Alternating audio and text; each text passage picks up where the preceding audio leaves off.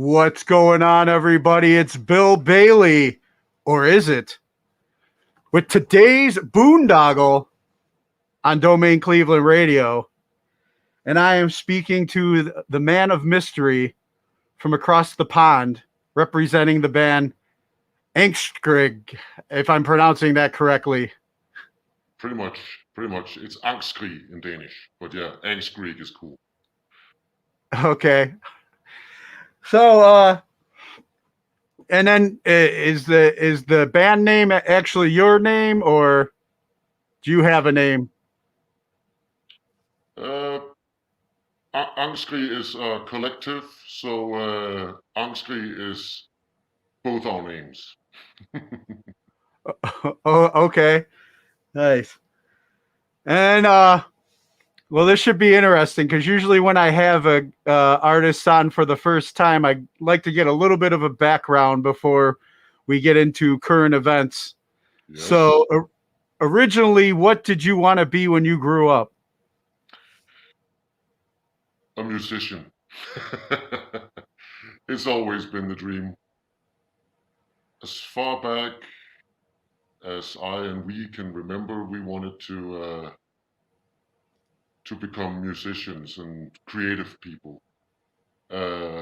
Also, um, there has been some academic aspirations, but they came in later. But first and foremost, it's always been the music. Got you. And do you remember like what age you were when music caught your ear and you started following that? Yeah, I was fairly young. Uh, got my first drum kit when I was 8, I think, and then I started playing guitar when I was 10. So yes, it's from a fairly young age. Now, was that like the was that you wanting to play instruments at such a young age? Was that influenced by like family members, or like what was like A- your upbringing like? Actually, no. It came from outside the family. I guess it was, music, MTV when they played music and stuff like that. We had some, we had some music television shows on Danish national TV as well. So I believe it came from outside, and we have a Danish rock band called DAD, and they made a fantastic video where they jumped on walls and yeah, stuff like that, and that was amazing to kids like us. So yes, it came from outside the yeah the family.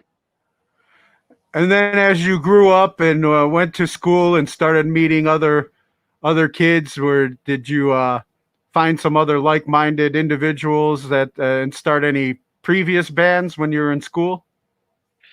Yes, I would say of course, but it was more like that was when we Angstskrig, us two members joined together. That was from a young age as well, and we had like a common uh, mentor who saw that we wanted to be creative. We wanted to play metal music and hard rock music. Uh, and this mentor, he kind of like fed us with the fire and the ambition to be creative. So we back then we had several other bands and projects that we did together uh, before, yeah, now many years later we joined forces once more to make this outfit, Angstskrig. Gotcha. And then so like coming to more of the present, and you put this project together. Like, what is the meaning behind? What does the name mean? It means a scream of angst or a scream of fear. But in Danish, at least, there is a difference between angst and fear, where angst is like fear with no object, whereas fear has like an object that you fear. Angst is just like um, this objectless uneasiness within you. I don't know if it's the same thing in English, but that's why I call it a scream of angst. Yes, and it feels like we're living in times where this could be. A lot of people are experiencing this, Oh yeah, oh indeed, indeed. and so you came up with this project with this name. What's like the origin story? Would you like to say on how you came together and with this whole vision that you have? Yeah, again we grew up and taught each other uh, and got taught by the same mentor how to be creative, how to perform, how to express yourself creatively. Um, then for a long while, life sort of happened, took us down diverging paths. One of us went down a more academic road, and the other went down a more like entertainment and music road. But we never lost touch. So it was always written in the stars somehow that we would join forces once more. So around a decade later, we that was back in August 2019. We joined forces and started to like compose these songs. And within merely 2 months, we had these 6 songs, which we chose to record. And then we had an album within like half a year. It was like a creative explosion when we got back together. Nice. And then you mentioned a mentor a couple times already. Does this mentor Mhm. have a name?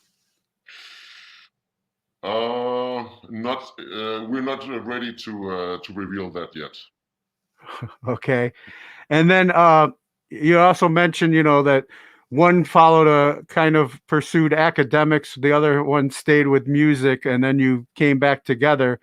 I'm Mhm. assuming that maybe the person in academics, does that play a role on why the anonymity with the masks? No, we felt like it was like a mutual decision actually. That we felt like it should be there should be a sole focus on the music. So the whole visual side of Angstskrig is how we think that the music looks, so to speak. It's like we try to be the manifestation of the physical manifestation of how the music would would look like. Yeah, does that make sense? Yes. And Yeah.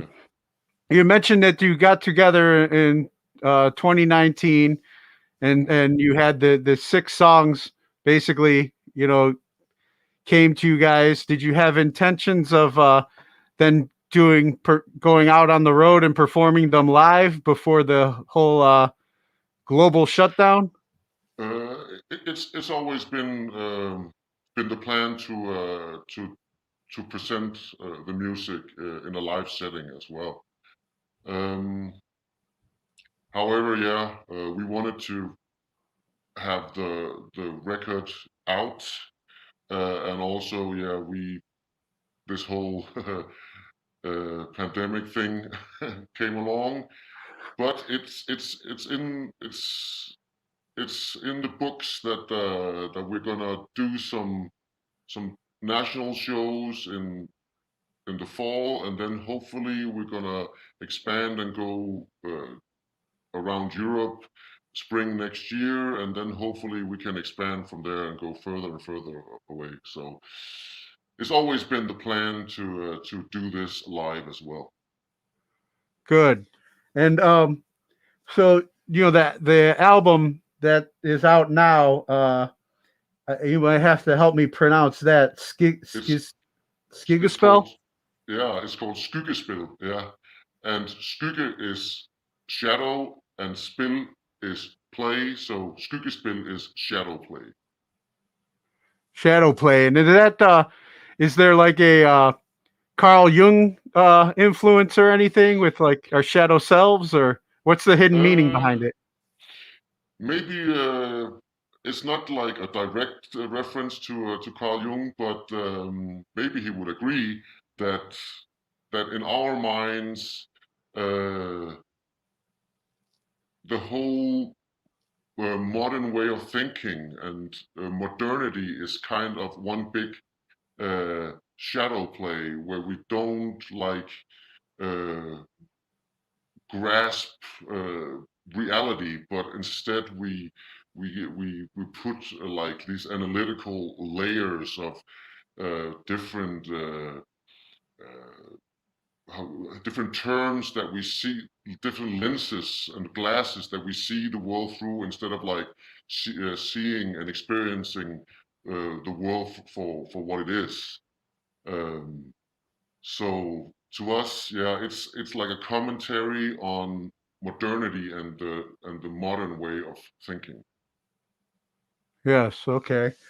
So basically, I don't know what I'm kind of grasping at is that everybody kind of, and this is just my brain thinking, but it's like I know how I look at kind of how people in society, everybody seems like, they're all wearing a mask and you don't get to see somebody for their core and who they truly are, you Hmm. know, anymore. Everybody kind of wears a mask out in the world.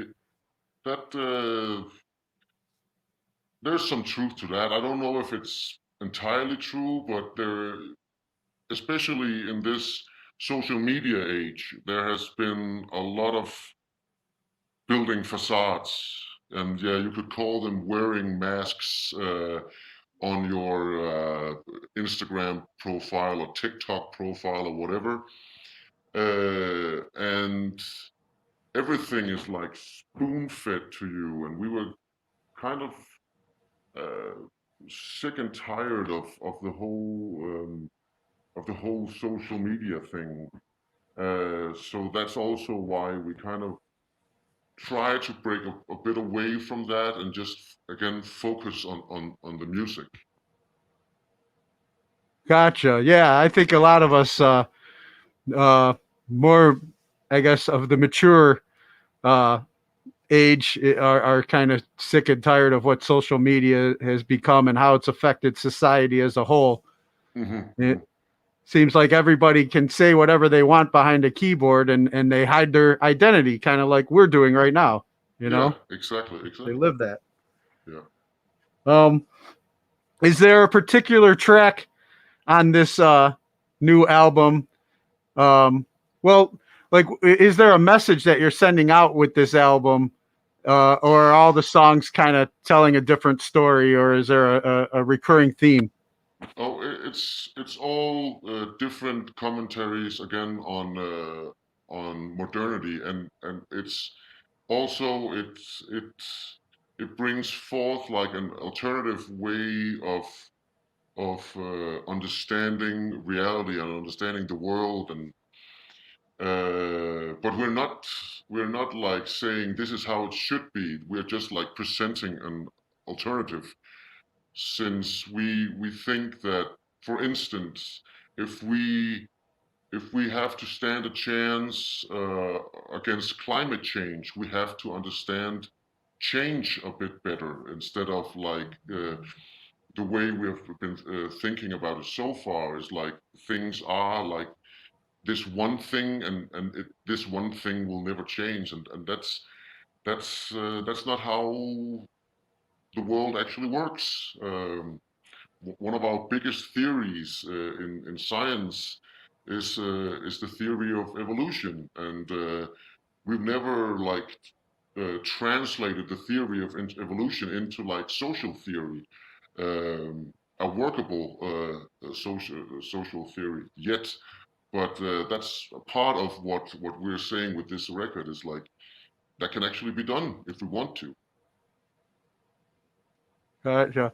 Now you've mentioned talking about modernity a couple times now. Do you by chance are you familiar with Paul Joseph Watson? No, not particular. No, no, I don't think so. His latest video that he put out on YouTube discusses modernity and kind of, you know, Okay, makes he's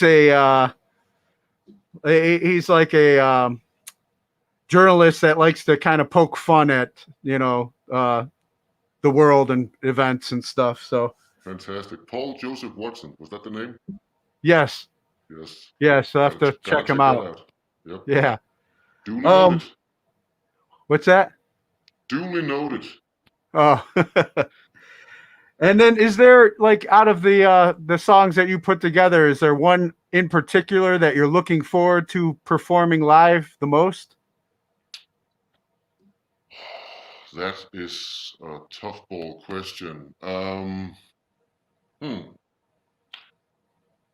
I guess it should be fun to play the two singles live because they have so much energy, but so does the other songs. So, it's a tough question, but it's gonna be fun to see how people react to the singles first and foremost. Yes, and speaking of the energy and people's reactions, how's the reaction been to the tracks being released and the public getting to hear it? Actually, overwhelmingly. There we go. Good. Uh, we're kind of surprised how well people are receiving this album. We were actually expecting more negative reviews, actually, but so far there's only been like one out of 6 stars review that they kind of called us posers and stuff like that. We were actually expecting more of that, but only one so far. Well, that's good. Maybe Yeah, now it's a sign of maybe everybody's feeling what you guys are saying. I don't know. The message maybe, you're trying to maybe, put out. maybe.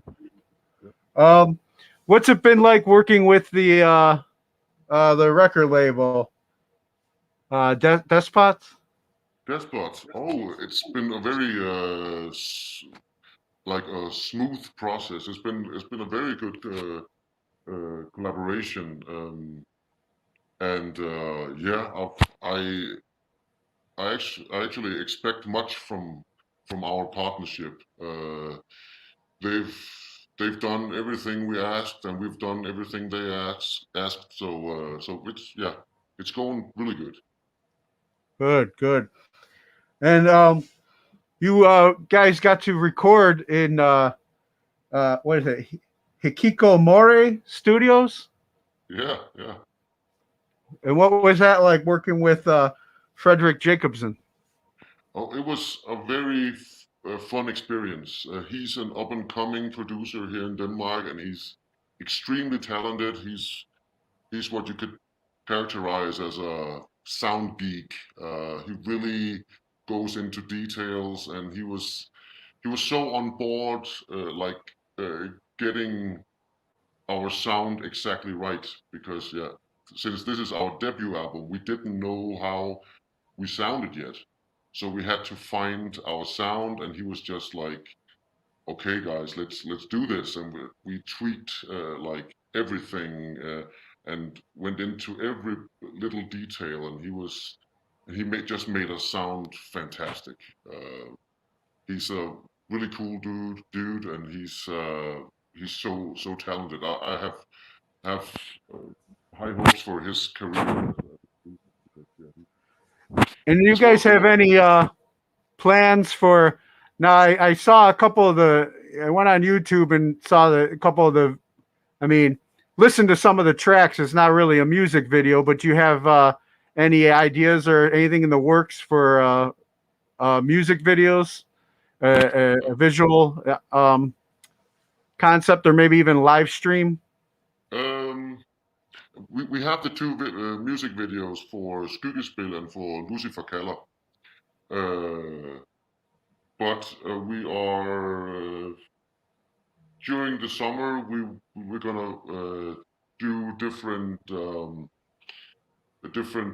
live session things and stuff like that. But we're not gonna do like a regular live stream. We're still building our live setup, our live experience, so to speak. So that will be ready sometime in the fall. So yeah, if you want to see us live, it's gonna be in concert at a venue. And what's like the when you guys got together? You said it was like an explosion of these songs, but what was the process that led up to that explosion, that big bang for you? What's your creative process like? It's actually a good question. I would say that these riffs and ideas were already in store. We just needed to dig them out and put this black twist on everything. But that's not entirely true either. It was kind of like we turned on a switch and then did one song after another just popped out. It was like we couldn't sleep because ideas just popped up all the time. So like, what was the creative process? I think the most important creative principle we have was to like, it had to be black metal at the core.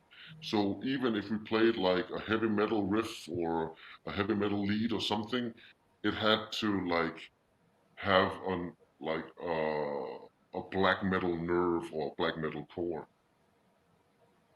Well, it sounds like the way you were describing, like you guys couldn't sleep. You had to get all these songs out, almost like you were channeling some sort of Yeah, spirit. it was a very you could say weird time period in time because it just happened, sort of happened, and it was kind of amazing to go through. It was a big relief when we had these songs ready. Like, full, we did this in like record time. It was actually fantastic feeling. Well, once the angst scream starts, you can't stop it till you're empty. For sure, for sure. And then it's gonna build up again. Yes. And when is the how far down the line, how many albums down the line do you foresee the Unmasked tour? Ha! That is a good question. Again, it's the music that's the core of this. So if people, for instance, if people like focus more on who's behind the veil, then maybe we'll just drop it. But as long as it's fun and it makes sense, uh, we'll let the music uh, decide how we look. So if we make a disco record at one point, then maybe we will look more disco. Yes, I have like disco ball type masks or something. Exactly. But um, so another something I was just thinking of, like you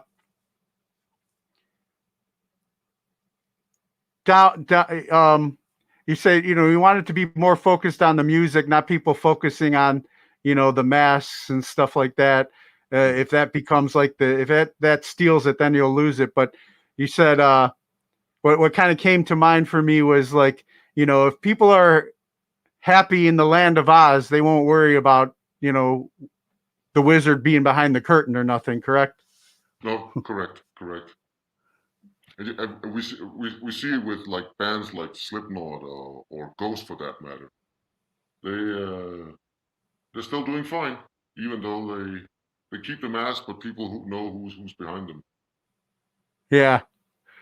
And another question: are you John McAfee in hiding? Nope, I'm not. But good question. I heard he's Okay. in Spain. You're close, right? Yeah, that's true.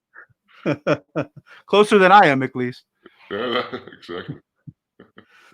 So I want to ask you some of the questions that I normally ask artists that I have on here. Mhm. Who were your top three top three musical artists? Hmm, that is a tough question. Oh, hmm. Oh, I would say it's all, for a long time I've been a huge fan of a guy like Fenris from Darkthrone. He's like a true musician, a true metal and music geek. I really enjoy listening to him speak about music, and I of course enjoy the music he's made. Then the Blues Brothers. Hmm. They their performances like moved me as a kid. I wanted to dance like them and perform like them. You Fantastic. guys got the Um, hats going. So yeah, exactly. And then who? Jimi Hendrix, of course. Jimi Hendrix. Oh man, that guitar sounds awfully beautiful. yes. And you just had me think of something else too about how you were able to put out all that music like you were channeled. Maybe you guys are on a mission from God. Maybe, yeah. Or yeah, or someone else. I don't know. Just on a mission. Yes. Now, is there a particular song that you feel has inspired you in life that you can listen to over and over again on repeat that will kind of help you out if you're going through a rough time?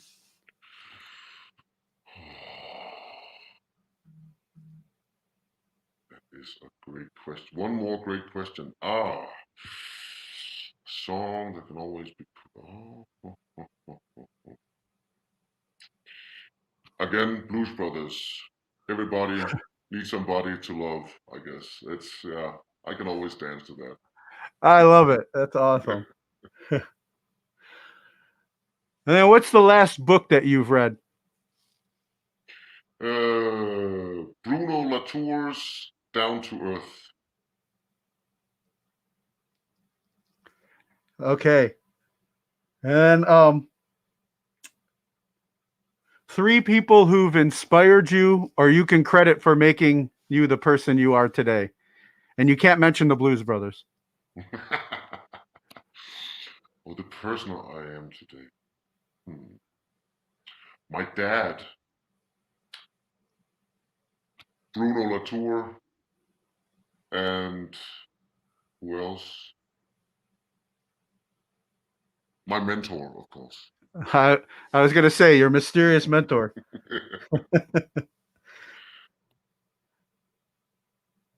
And then favorite toy as a child. Teenage Mutant Ninja Turtles. Awesome. And then so before we get ready to wrap up, It's been great talking with you. But You too. is there a like for fans in the virtual audience that may not be familiar with your guys' work and want to check you out and support you, or uh, stay in tune with what's coming in the future? Where would you send them? You could go to our webpage, angstskrig.dk, angstskrig.dk. We're on all the social medias, as as you're supposed to be. So Facebook, we're on Twitter. Not that we're not that we're not that was called that we're not that busy on Twitter, because Twitter is not like a huge thing in Denmark for some reason. But Facebook, Instagram, we even have a TikTok account. Where you do some Blues Brothers reenactment dances? Oh, that's a good idea. Yeah, Hadn't thought about that. Yeah, it's gonna come up. I'll be following. Cool. All right. One last favor before I get ready and let you go. You mind cutting a promo ID for the show? Sure. You just introduce yourself, and you're listening to today's Boondoggle. All right. Greetings. This is Angstskrig, and you're listening to today's Boondoggle. Awesome. Hey, it's been great talking with you. Thanks for your time, and look forward to those TikTok videos. Yeah. Thank you for having us, and yeah, take care. All right, you too. Bye-bye. Bye.